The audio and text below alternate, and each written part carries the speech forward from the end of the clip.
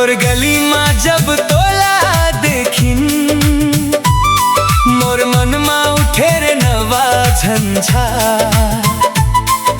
हाथ में मेहंदी आँखी माँ लाज, तोर मुस्कान लगे गाँव के बाहर।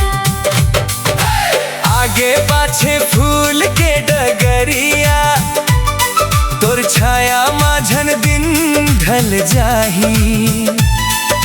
कैसे कहूँ मोर हालत के बात, तोर नाम सुनते मन फिर गा जाही। अरे रे मोरे धड़कन बढ़े, तोरे संग माँ पाँव थिर के बढ़े। गोरिया ते मोर गोरिया, हवसते भारी बढ़िया। तोर नाम सुन के दिल मोर हिलिया।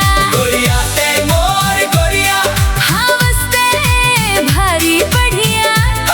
तोर संग माँ मोर दुनिया सजिया।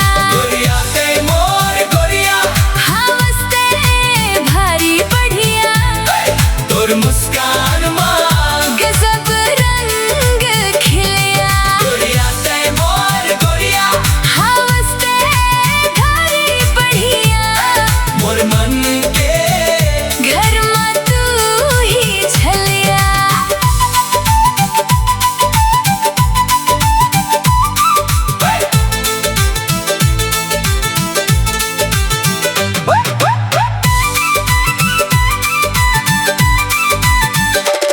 अम्मा के बगिया माँ बैठ के तोर से गुप चुप बात करम। पान के लाली चूड़ी के झंकार, तोर संग मारे सब कुछ भूलूं।